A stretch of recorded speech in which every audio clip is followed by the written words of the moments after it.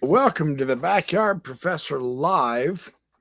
This is a special live session on a Friday night on the Super Bowl weekend. Not the best time to do a live session, I will fully confess. However, there are reasons why I am doing a live tonight. And as soon as some folks begin to show up, I will share why. In the meantime, let it be said unequivocally what I would like to address in this particular live session is a response, of a further response, I'll say, to John Gee and his sloppy Book of Abraham defense. Hey, Flat Pat, Burl Bikes, welcome. Good to see you guys. I'm doing a special live. Hey, Gail Capson, good to see you all. I'm doing a special live because, hey, Elisa Galine, waking up. Good deal. Awesome. Good to see you all. I am doing a special live because, one, I do want to respond further to John Gee's brand new apologetic defense on the Book of Abraham. Brand new, January 29th this year. What was that, like 12 days ago, less than 2 weeks ago? So I would assume that this would be the newest, most up to date, strongest materials, and I find that is not so. I do have a couple of audio clips on his interpreter radio show interview that I will share with you. And so I want to share yet again another issue that John brings up. And I personally know full well that he knows he is deliberately leading us down a rabbit trail. I will allow him to present the information from his own mouth upon the radio while I demonstrate what evidence he is ignoring in order to make this kind of a claim. And so, what I'd like to do is say, welcome. I do have a very important announcement I will make right now. I forgot. Hi, Patty Cake. Well, it's a Friday night. It's a special live session because my special announcement is Sunday is the Super Bowl. And so my co host is going to be out of town anyway. He can't make it. We don't want to do one on the Super Bowl, so I'm doing one tonight. So we will return a week from this Sunday. My wife and I are going to just take time off, have pizza, watch the Super Bowl. We watch one football game a year, and that's usually the Super Bowl. So there's no point in mixing up everybody's schedule trying to decide is the Backyard Professor or the Super Bowl more important. Obviously, the Backyard Professor is. Hey, a guy can be a little arrogant. Why not? Okay, so what I want to do is I want to get to this very important. I have three small audio clips from John Gee that I will play that discuss his views on a particular subject on the Book of Abraham. And I believe he is very misleading, and I am going to trounce him with the evidence tonight. And so let's take a listen. This first one is only 1 minute and 4 seconds. Let's take a listen. I will make sure that my volume is turned totally up. Again, this is his interview, January 29th, 2023, on the Interpreter radio show. Here's John Gee.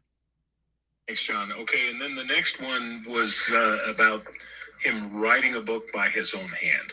And I know you've published this one's curious because people say, well, these are Egyptian papyri, they're from the Ptolemaic period, and so that can't be Abraham's handwriting. But that's not what the text says. So the text says that this was called, and this seems to be the ancient title, the Book of Abraham written by his own hand upon papyrus. That's the ancient title of the book. And by his own hand here looks like it's a criticism, but is actually a support to the Book of Abraham. The phrase by his own hand in ancient documents, particularly ancient Egyptian documents at the time of the Joseph Papyri, is a designation for of who the author is. So they. Now, he claims that the Book of Abraham, written by his own hand upon papyri, is the actual title, and that's just not accurate. And he knows better than that.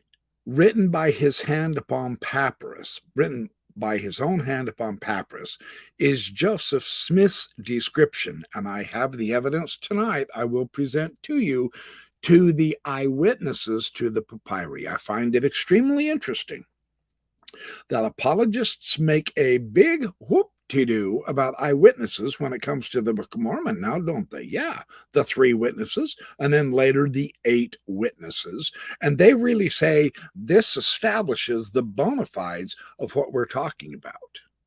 And yet when it comes to the eyewitnesses, the same principle, eyewitnesses to what Joseph Smith taught about the papyri, the eyewitnesses to the papyri, and what they taught about the papyri is usually either changed up, unfortunately, most of the time, by John Gee, or else, ironically, it is ignored in order to make another point. And I will explain tonight why John Gee ignores eyewitnesses to the papyri in Joseph Smith's day in order to make the points that he is making.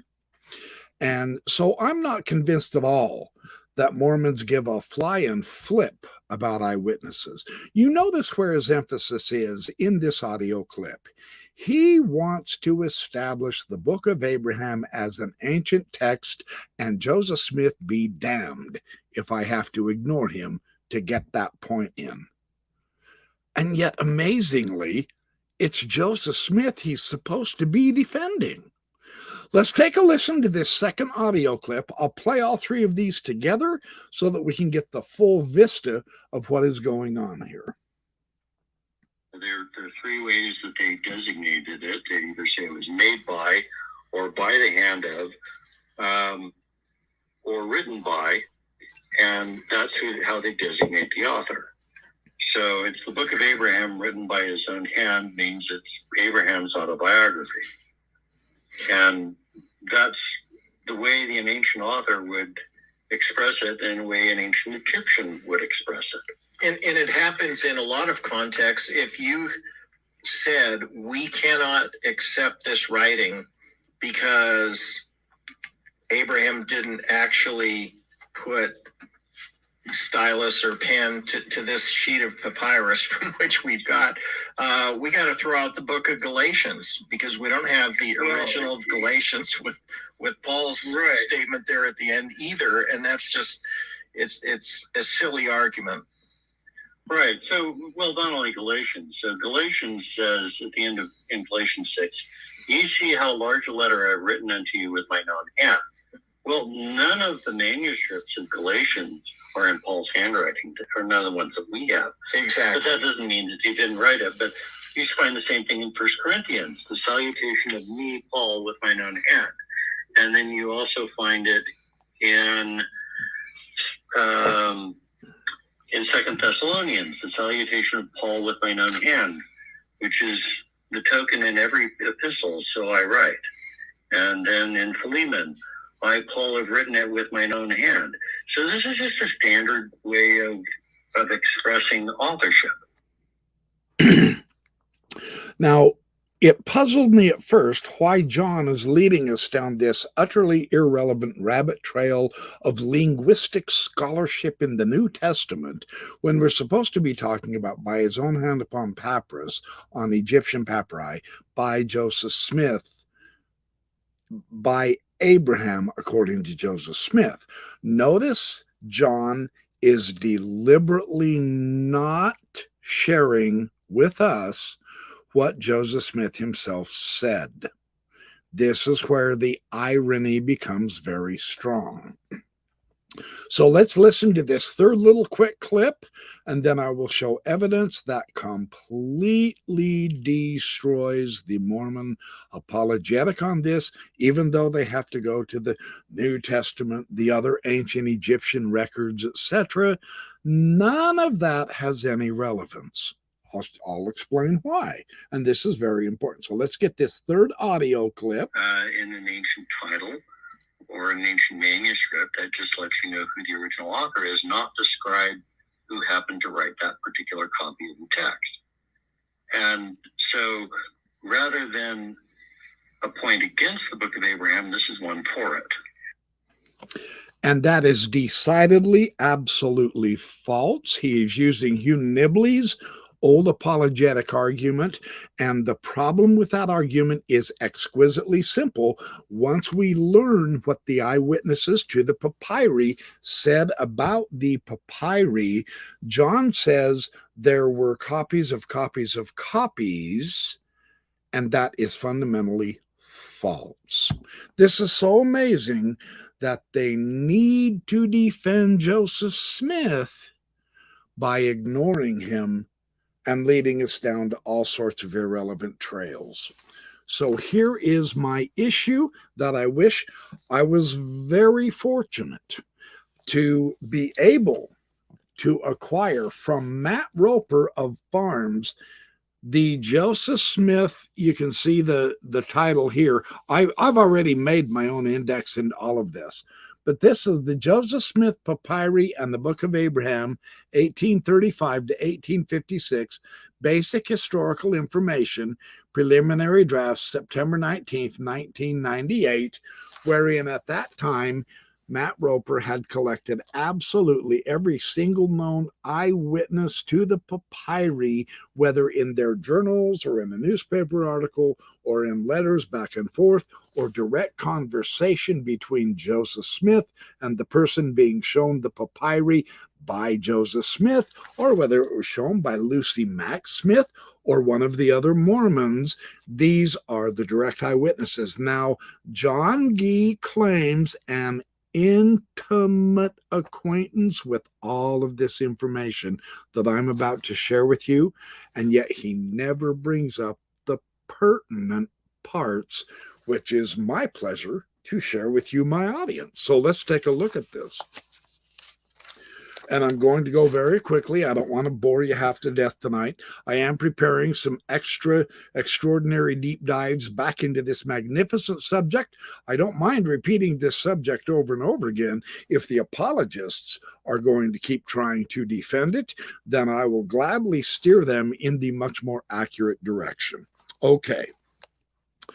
Father Crosby also related that among other writings found on the mummies were the books of Moses, Enoch, and Abraham, also the book of Jacob, which gave an account of the 10 lost tribes, the journeyings, the present location, the return, and the manner of their coming to Zion. Now, the important part of this is when William W. Phelps noted in the Salt Lake Tabernacle in 1862, I agree, it's a later recollection. I'm all for that. I get it. He said while Joseph was translating the Book of Abraham in Kirtland, Ohio in 1835, from papyrus found with the Egyptian mummies, the prophet became impressed that the idea of polygamy would yet become an institution in the Mormon Church. And furthermore, he indicated that the Egyptian mummies were bought from Michael Chandler. They were received from Egypt. Listen to his reaction. This is key. This is where Joseph Smith played the game to the hilt. This is really critical. Great was our wonder in looking upon the bodies of those who 4,000 years ago were living princes and queens. And when the writings of Abraham upon papyrus, which accompanied them, were taken from its ancient casket, it seemed marvelous indeed.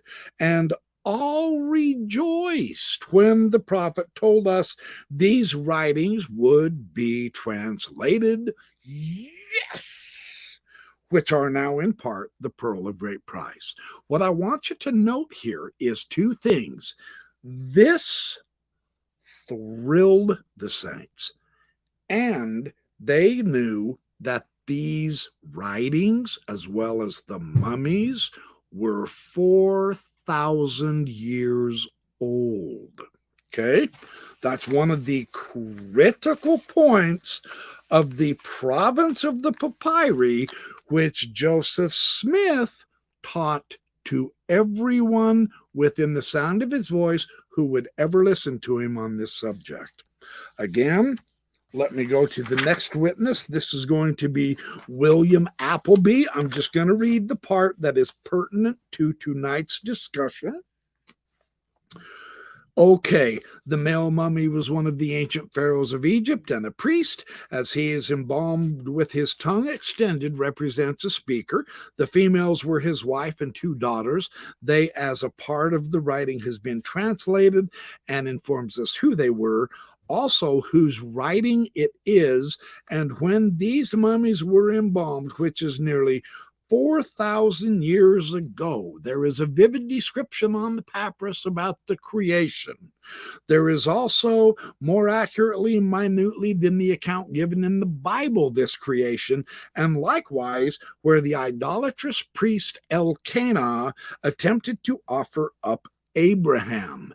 Notice he also is saying 4,000 years ago, and he's describing facsimile number 1 and the creation, which of course means the Garden of Eden, which Joseph Smith and Oliver Cowdery and Wilford Woodruff and Parley P. Pratt and many of the early eyewitnesses equated the Egyptian papyri with the biblical creation. And of course, this really works well with the book of Moses in the Pearl of Great Price. While Joseph Smith was translating the Bible, the JST, he had that long vision about Moses, stuck it in the Pearl of Great Price. The papyri come along. Of course, they're going to deal with what? The creation, among other subjects. That's what I want you to get out of that part. Okay, now let's go over to the witness of Wilford Woodruff in his journal. This one is one of the big ones, truly. The Lord is blessing Joseph with the power to reveal the mysteries of the kingdom of God, to translate through the Urim and Thummim ancient records and hieroglyphics, old as Abraham or Adam, which caused our hearts to burn within us while we behold their glorious truths opened unto us. Joseph the seer has presented us some of the book of Abraham, which was written by his own hand, but hid from the knowledge of man for the last 4,000 years, and has now come to light through the mercy of God. Joseph has had these records in his possession for several years, but has never presented it to the world in the English language, which we are just about to do in the times and seasons. Observe this beautifully clear, unambiguous eyewitness to what Joseph Smith had taught them about the papyri and the timing. It is written by Abraham himself. The papyri that they had, Abraham physically handled. The hieroglyphics on the papyri, Abraham himself is the one that wrote that, because it's Abraham's book. And this book was hidden up 4,000 years ago. It was not passed down from father to son and father to son, having multiple copies made, like the Mormon apologists say. That is entirely to ignore what Joseph Smith taught to all of his closest followers. You see how they differ from the actual description of Joseph Smith. Now, ironically, of irony, one of the current paths which apologists are hoping to sneak in on us very carefully is that actually Joseph Smith did not need the papyri at all. They were used to stimulate him as a catalyst to receive by revelation the translation of the book of Abraham. So this makes it so that Joseph Smith is not the one who's wrong in giving a biblical provenance to the papyri, and grossly wrong on the dating of the papyri, let alone completely wrong that Abraham himself wrote on that actual piece of papyrus that we now can see. It was the same papyrus that was given back to the church in 1967. They've put it on their website, the Joseph Smith Papers. Abraham himself handled that papyrus and wrote those hieroglyphics and drew the facsimile illustrating his own sacrifice, and he signed his own book, which I will show you tonight. That's what Joseph Smith taught. Now, if God is the one that revealed all this to Joseph Smith, it helps Joseph Smith, but it makes it so that God doesn't understand the province or the historical reality. And if that's the path the apologists want to take, more power to them, but I don't see how it helps, right? So let's go to the next witness. This one is Solomon H. Hale. Oh, no. This is Josiah Quincy. I apologize. Solomon H. Hale was, May 15th, 1844. Okay, now come with me, said the prophet. He's showing Josiah Quincy the mummies and the papyri, something he did lots of times. And when he wasn't in town, his mom, Lucy Mack Smith, would show it. And if she couldn't, then someone else would show off the papyri and describe them and talk about them. And inevitably, every one of them said, Abraham is involved in this, with this papyri, as a minimum. So here's what Quincy said. He says, okay, there were some pine presses fixed against the wall of the room. These receptacles is what Smith opened and disclosed 4 human bodies, shrunken and black with age. These are mummies, he said. I want you to look at that little runt of a fellow over there. He was a great man in his day. Why, that was Pharaoh Necho, king of Egypt. Some parchments inscribed with hieroglyphics were then offered to us. They were preserved under glass and handled with great respect. That is the handwriting of Abraham, the father of the faithful, said the prophet. This, he's pointing to something else, obviously, on the papyri. And he says, this is the autograph of Moses. And these lines, he points to something else. These were written by his brother Aaron. Here we have the earliest account of the creation. He's still pointing to other parts of the papyri, from which Moses composed the first book of Genesis. And then later on, Quincy related the details of his visit to Henry Halkett, and he reports about Quincy's description. He says when Quincy arrived there, of course, they were taken to see the Egyptian curiosities, and he opened these, and to their astonishment, they saw several black corpses. That one, said Joe, is the body of Pharaoh Necho.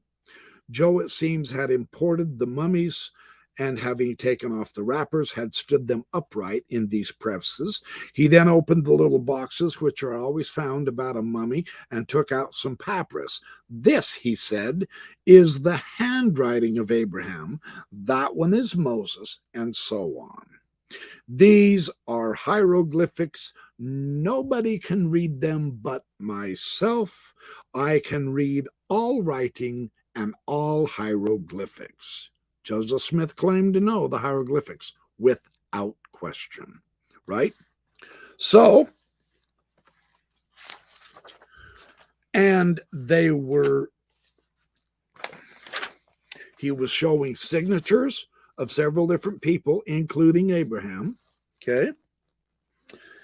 And Charles Francis Adams describes how they took us down into his mother's chamber, showed us 4 Egyptian mummies. He explained the contents of a chart or a manuscript, which he said had been taken from the bosom of one of them. The cool impudence of this imposture amused me very much. This, he said, was written by the hand of Abraham and means so-and-so. If anyone denies it, let him prove the contrary. I say it. So there's another statement with Abraham having written on the papyri. And now, and this one is really interesting for another reason. And this is further in the diary, or the journal of William Appleby. He visited Joseph Smith on the 5th of May, 1841. And so he says, today I paid Brother Joseph a visit. I received instruction concerning baptism for the dead, read the revelations as given by the Lord last January concerning the same, and recorded in the book of the law of the Lord. I viewed 4 mummies, 1 male and 3 females, brought from ancient Thebes in Egypt, saw the rolls of papyrus and the writings thereon, taken from off the bosom of the male mummy, having some of the writings of ancient Abraham and Joseph that was sold into Egypt. The writings are chiefly in the Egyptian language. Notice he is saying Abraham and Joseph wrote those hieroglyphics. And with the exception of a little Hebrew. Where he got that, I have no idea. It doesn't matter for the purposes of this discussion. I believe they give a description of some of the scenes in ancient Egypt, of their worship of idol gods, etc. The writings are beautiful and plain, composed of red and black inks. There is a perceptible difference between the writings. Joseph appears to have been the better scribe. So he is attributing the sloppy writing of the hieroglyphics to Abraham and the better, more accurate writings to Joseph. That's very important for our purposes. Here is what I wanted to note. This is in a research paper that I researched and wrote years ago. Okay, one issue that people in Joseph Smith's day wanted to know, even while Joseph Smith was showing the papyri to curious and bemused visitors, was, did Joseph Smith really have the actual writings of Abraham personally penned by himself, and did Joseph translate the papyri accurately? It is a logical thought that Joseph Smith's divine calling of being a seer rests upon whether the Book of Abraham was correctly translated or not, because there is some indication that he translated by the Urim and Thummim directly from God. Translating the hieroglyphics using the Urim and Thummim by God into the Book of Abraham, which it isn't, gives us the impossible problem that Mormons cannot solve, that God apparently didn't know ancient Egyptian either. That's the problem with the catalyst theory right there in a nutshell.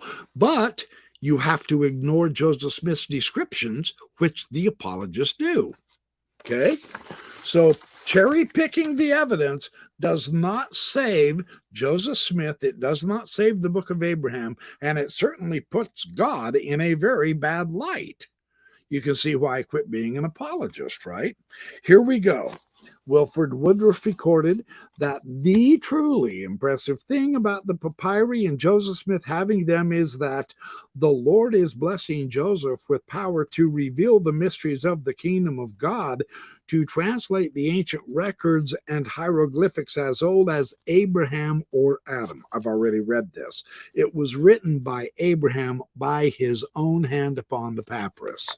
Now, furthermore, Willard Richards wrote Joseph Smith's in the present number when they were beginning to publish the Book of Abraham. Willard Richards himself wrote, he found the commencement of the records discovered in Egypt sometime since as penned by the hand of Father Abraham in Egypt, which I shall continue to translate and publish as fast as possible until the whole is completed. That statement did not make it into print, but that's what Joseph Smith told Willard Richards. So we understand how Joseph Smith understood the hieroglyphics on that papyrus, right? Again, Joseph Smith is the primary source for this idea of having Abraham's actual literal handwriting on the papyri.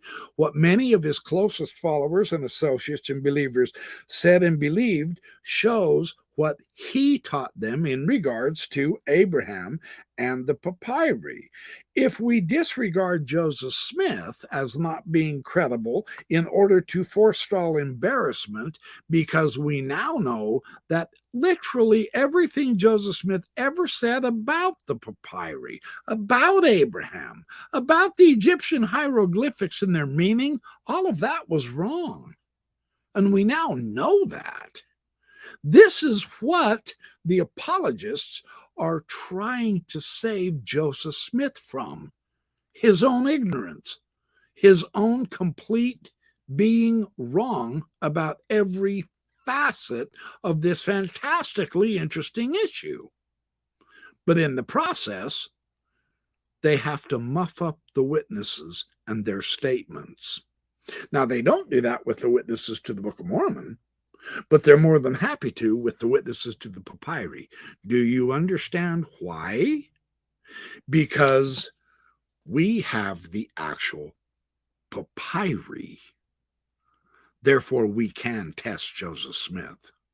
Now, it's remarkably interesting that it is unquestionable at this point, based on seriously capable scientific materials and methods, that the papyri themselves, that this book of breathings, this book of Abraham is written on, dates into Ptolemaic times.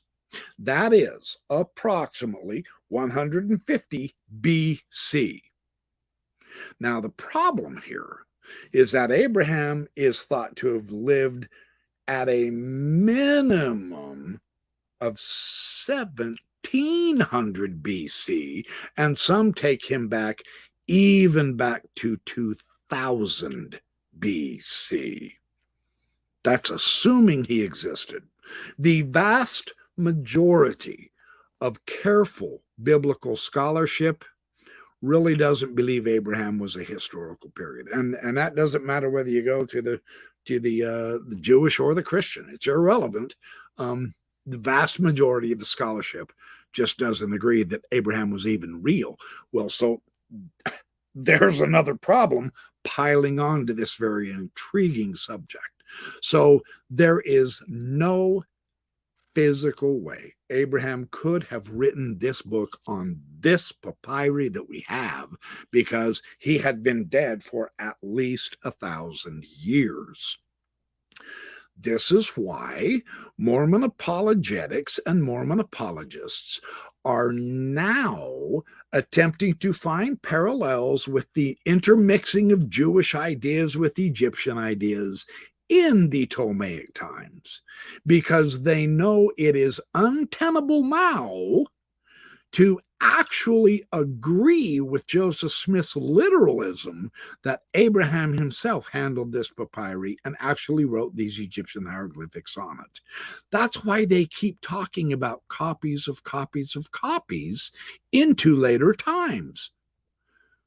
But that throws Joseph Smith under the bus, because Joseph Smith didn't teach that. He said, nope, this is the book of Abraham, written by Abraham himself with his very own pen up on this very papyrus. Abraham handled this sheet of papyrus that we now possess. That's what electrified everybody around him. That's what bemused his critics and absolutely overawed his followers. Their reaction makes beautiful sense. So let me keep going real quick. I'm just about done here. Hang on. Okay. Here we go. Wilford Woodruff. I'm going to repeat this because it's so critical. I have never yet seen John Gee use this eyewitness account, ever. I have never seen Kerry Mulstein use this eyewitness account, ever. Neither did Michael Dennis Rhodes, and neither did Hugh Nibley, neither does Stephen Smoot, and neither does, what's his nose, the co-author with Stephen Smoot on his new article in the BYU Studies just a couple of months ago. I'm going to do some videos on that also. Anyway, one of Stephen D. Ricks, I believe it was Stephen D. Ricks that Smoot wrote his article showing the Ptolemaic times parallels, which is entirely irrelevant to any and all of this whatsoever if Joseph Smith was correct. But we know he wasn't. So that's why they have to ignore Joseph Smith. I mean, it is a dandy of a problem for the apologists.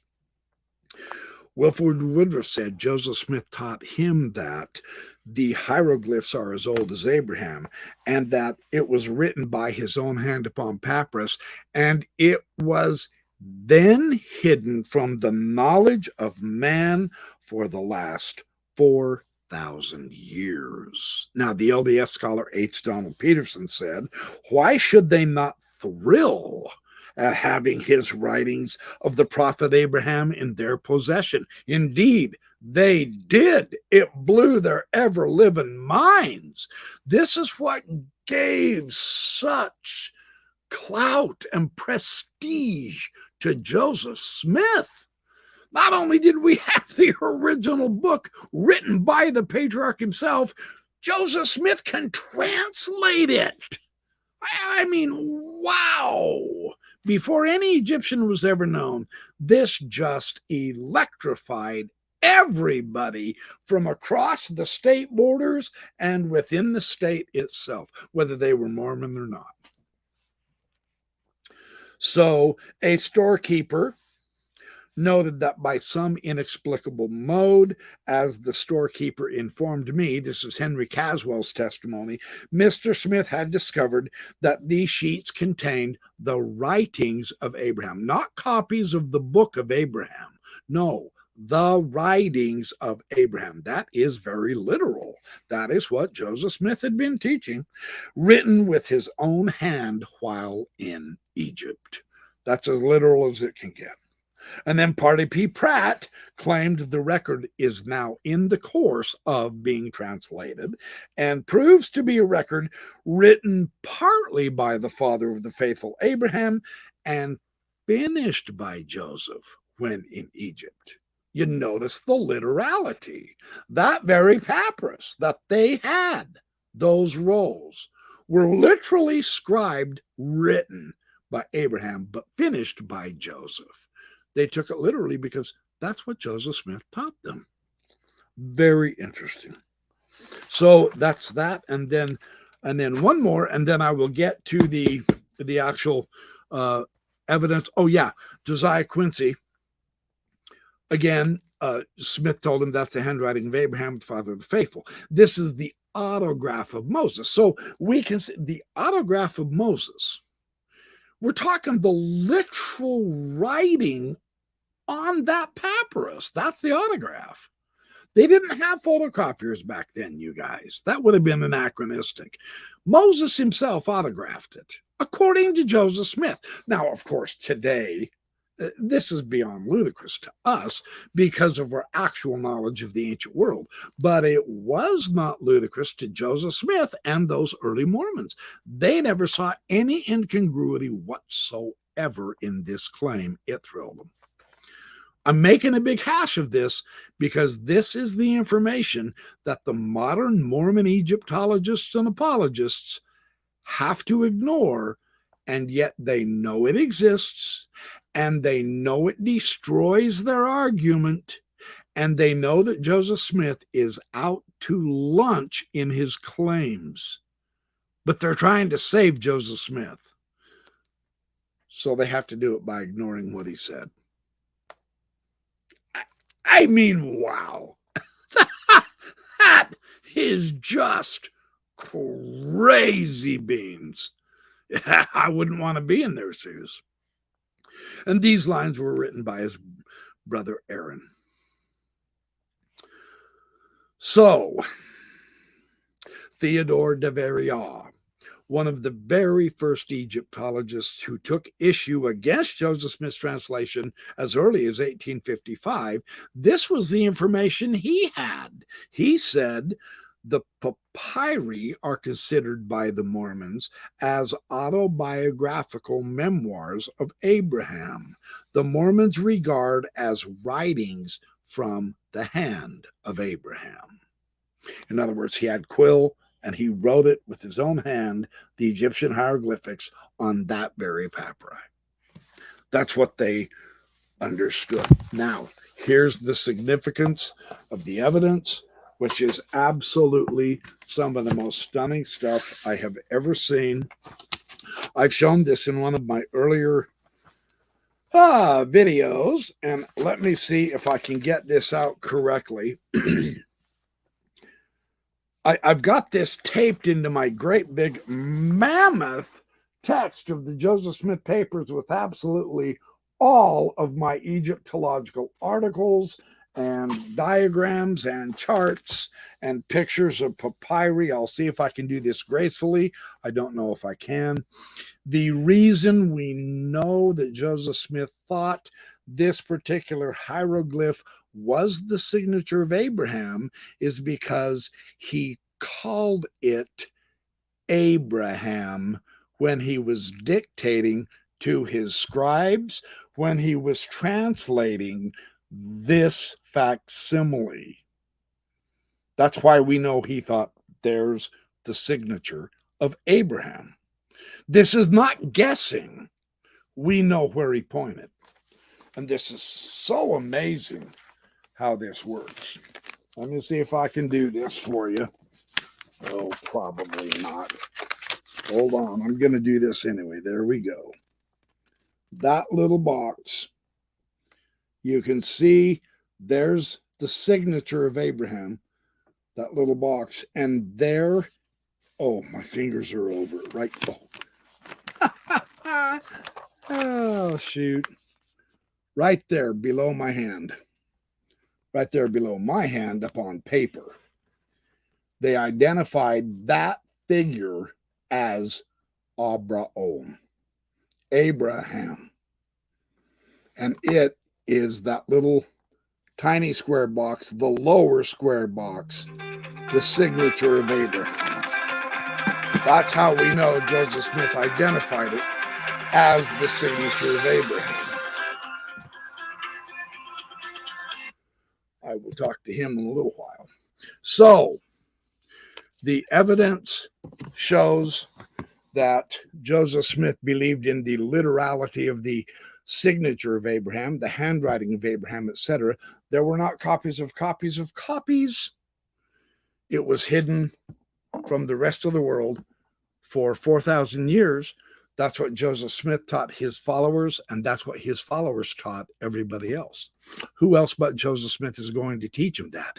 He's the one that just overnight, once he acquired the papyri, within just one evening, he came back and said, oh my gosh, we found the book of Abraham in this papyri. Not only that, we found the book of Joseph also. Now, they never got around to translating that one. They focused all their attention on the book of Abraham. And as I showed in my first response to this brand new missive of John Gee, that book of Abraham, Joseph Smith identified, is actually the book of breathings. But all of the hieroglyphs associated with all three facsimiles and with the text in the book of Abraham is taken from this book of breathings. That's why we know that's the original. Robert Rittner has a lot of information of that also, as does Ed Ashman, as does Dan Vogel, as does the Backyard Professor, without question. So, when the apologists seek to defend the book of Abraham in the newest fashion, and they take us down deep, dark, irrelevant rabbit trails, and they never mention the eyewitnesses at all in any manner, then we can be sure they're hiding something. They're hiding this very cold fact that appears to be mean-spirited, but it is not. The cold, hard fact is the war is over. The Mormons lost. That's just as plain as I can possibly state it. And so that is essentially what I wanted to do on this live. No, it was not you, Radio Free Mormon Calling. Let me say hi to you guys and talk to you for a few minutes. I've only been going 45 minutes, and it looks like there's quite a few of you. So I'm glad y'all showed up. Burl Bikes, good to see you. Flat Pat, my dear friend, always good to see you. Flat Pat is the one that gave me my own Jupiter talisman. Woohoo! And an actual original stone from the Nauvoo Temple. So that's cooler than all get out. Patty Cake, good to see you. Gene Judson, Ruby Saw, good to see you. Trevor Von Blarcom, good to see you, buddy. I always love your ideas. All of you people are awesome people. Coco B, great to see you. And Radio Free Mormon, yeah, I am at it again. Hey, you have no room to talk, my dear friend. Now Radio Free Mormon is on TikTok, and he is brewing up a storm of stuff. I'm really tempted to get on TikTok, except I've heard their parent company in China is not very trustworthy, so I'm a little bit iffy. I'm going to talk to you about that, Radio Free Mormon. I want to get on TikTok also. So anyway, I got to keep up with my good friends and keep instructing you. Coach Anderson, thank you. Good to see you. Mr. Natural. Gee, are we going to talk about John Gee? We are, but only because he keeps trying to resurrect this subject. And I'm happy to go toe to toe with him because the propensity of the evidence is fundamentally against him. Sincerely. Now, one of the comments from in my first response to this brand new one of John Gee that I will address here and now. One of them said, well, there's no real way that we can actually literally know that we know. And I agree. It's a pretty technical point, and I agree. But here is the basis of human knowledge based on our fallibility. The probability is always based on, and we are justified in believing in something as the evidence points us in that direction. Never as the final say-so, but you are justified in believing in something until the evidence clearly indicates, and all can agree that this is where the evidence is taking us after being examined across the various disciplines. When they all agree and say, okay, well, after all, 2 and 2 is not really 3, it's actually 4, then we can go ahead and begin to believe that 2 and 2 is 4. And if further evidence brings forth the fact that 2 and 2 may actually equal 5, if it's valid enough evidence, then it's not that we were being wicked or inspired by Satan thinking that 2 and 2 is 4. We now get to adjust and say 2 and 2 is 5 if the evidence takes us that way. But for someone to come along and say, oh, you are woefully deceived, you're being influenced by Satan, and you're wrong, and you're evil, and you're going to lose a happy place in heaven and lose your family forever because you have to have faith that 2 and 2 is 5. Notice the faith does not change the nature of the evidence, though. Faith can't change the probability, as John, what's his name? The atheist. I can't think of his name now. Anyway, probability is based on the evidence, and we are always justified in going that direction. So I just want to make sure that's crystal clearly understood. It's very important to. It's not because we're being hard-headed or obdurate or bull-headed or anything like that. No, it's because we're following the evidence. So if the papyri really do have the Book of Abraham in them, up to today, we simply have no evidence of that.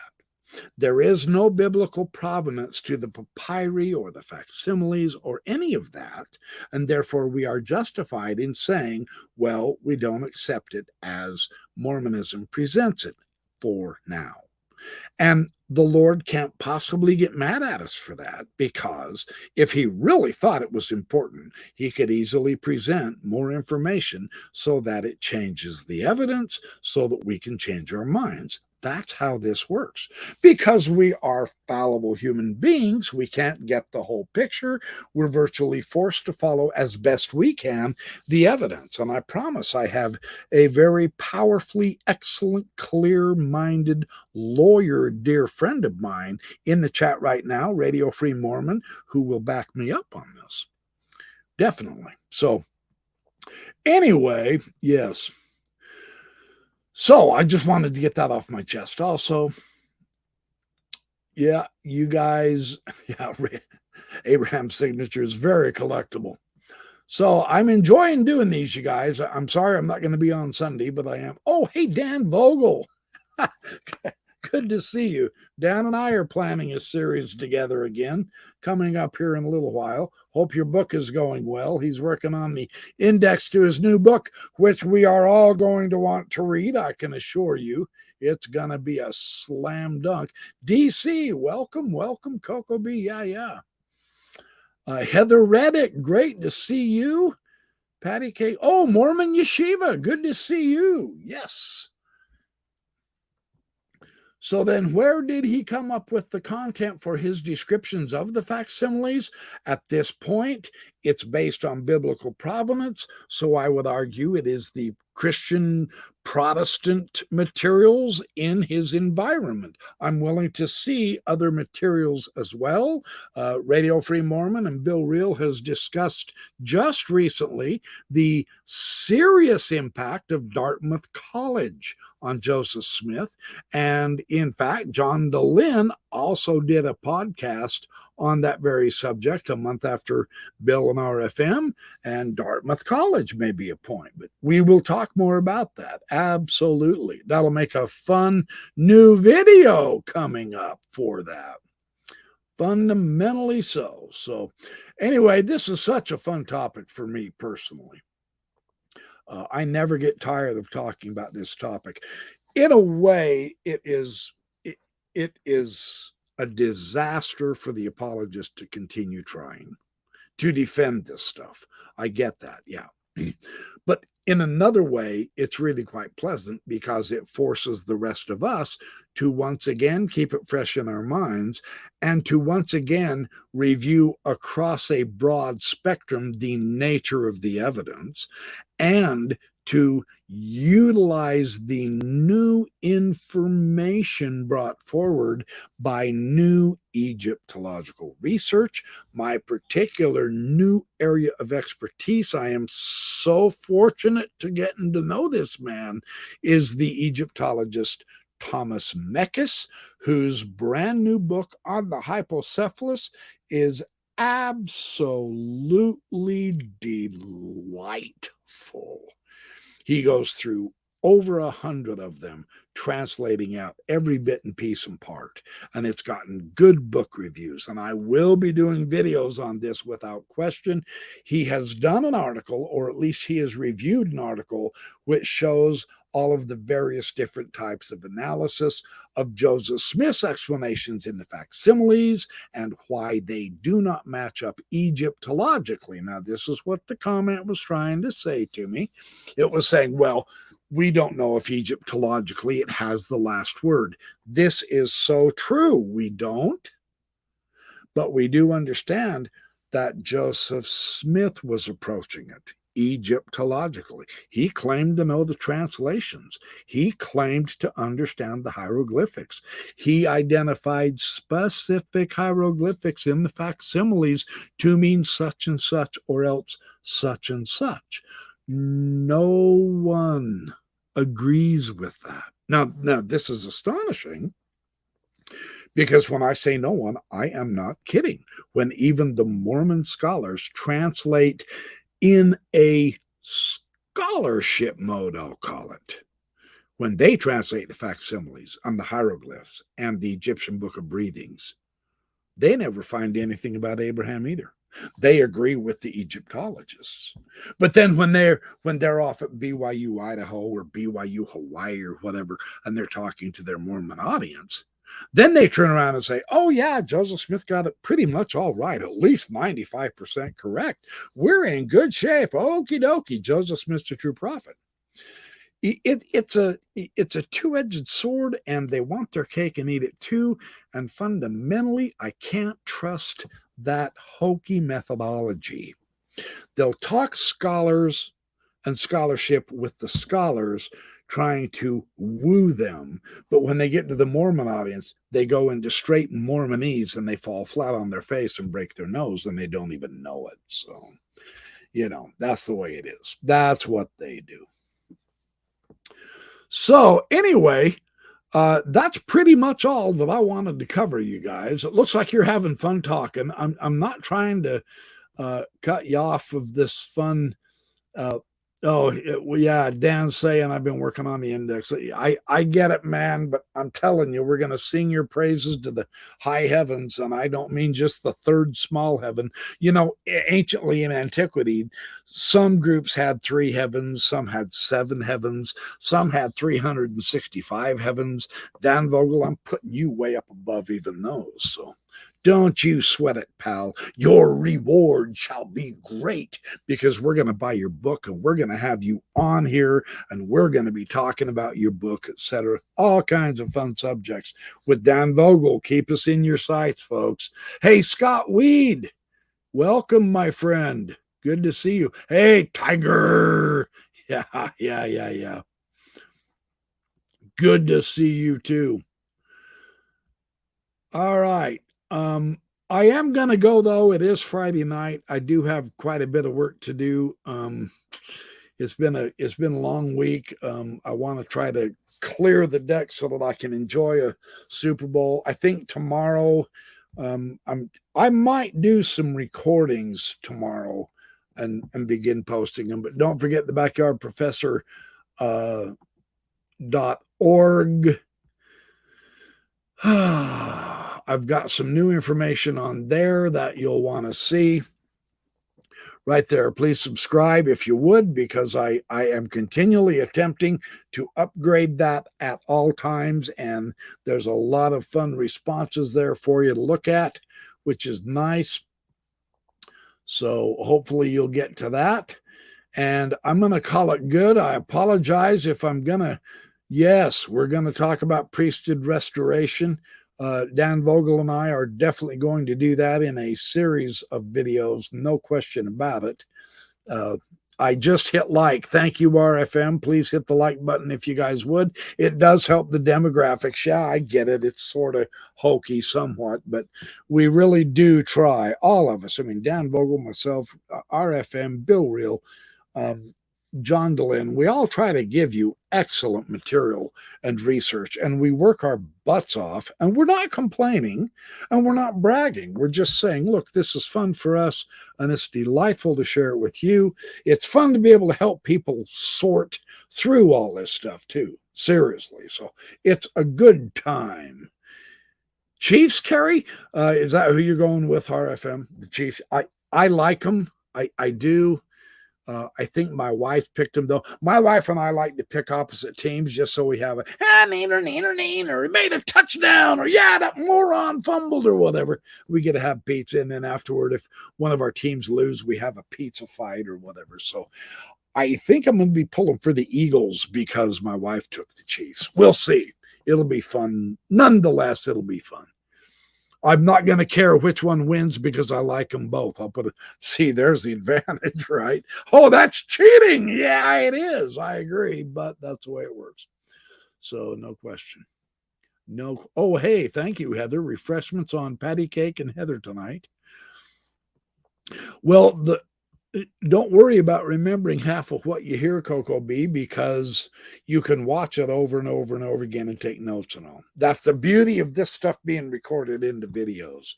And that's one reason why we love doing it this way too. So thank you all for coming out on a Friday night, man. This is awesome. I did not expect this many people. I love you guys. You're awesome, man.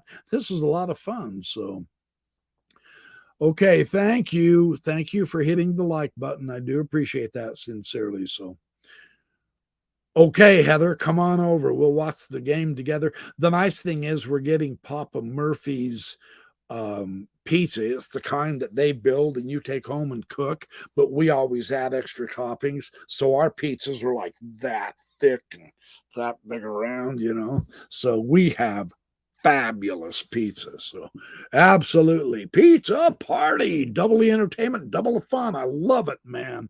I love it. Okay, you guys, hey, keep watching Mormonism Live Wednesday nights. Great programs. John Dehlin has a new series with LDS Discussions, and they are whooping it up with Mike. He's brought on Nemo a few times. I wish in a way he would ask me every now and then, you know. I don't want to be forgotten or left out, so I've got some crap I want to talk about too. But no, it's all good. It's a lot of fun watching those guys. They're really hitting it hard. Fun stuff. There's a lot of excellent information coming out now that is really, it's a great time to be alive if you're trying to learn, educate yourself, make better decisions, feel better about yourself, get rid of the personal guilt that was stamped on you. That is a false guilt. I don't care how much they scream and preach to you that it's the Holy Ghost telling you all this stuff. So, and I'm not trying to get you rebellious. I'm not trying to be rebellious, but you know, enough's enough already. After we, hey, Davy Jones, welcome, man. Good to see you, my friend. Oh, and Fred Patton, good to see you, my friend. A lot of not so often visiting names. I'm very glad you guys are showing. Of course, I don't get on Friday nights a lot either. Friday nights is a tough night to do it because everyone's out on dates and stuff, except there's so many of you here. That's awesome. I do appreciate it. We appreciate your moral support. We appreciate your financial support. We appreciate your intellectual support, your friendship, the fun, etc. Oh, hey, while there's still enough of you here, Monday night, the film, what is it? The Return of Elder Pingree. I do believe it's going to be in Broovies in Salt Lake City. If any of you guys are going to that, I will be there Monday night in Salt Lake City. I'd love to meet up with you. I really would. That'll be fun. Maybe I'm going to take my computer. Maybe we can do a live session right there. That would be cool. If not, maybe we can do a recording session. But yeah, we're going to go, I think on Monday day, me and one of my tech friends is going to go visit the Tanners and say goodbye to them. They're closing their shop at the end of this month. So we're going to go see if we can say hi to Sandra and give her a big hug and give her some thanks. And so it'll be a lot of fun. So come on out if you can. I believe it starts at 6 o'clock. It's at a place called Broovies. I've never been there. I don't drink beer, but I can act as drunk as you can get, and then I'll be the DD if you want. I've made a lot of good friends doing that. So I will certainly drink a lot of Diet Coke, however. So, okay. I was on with LDS discussion this morning. Sorry you couldn't make it, Carrie. Oh, yeah, I'm working during the day. Darn it. That's fun, though. Way to go, Raw FM.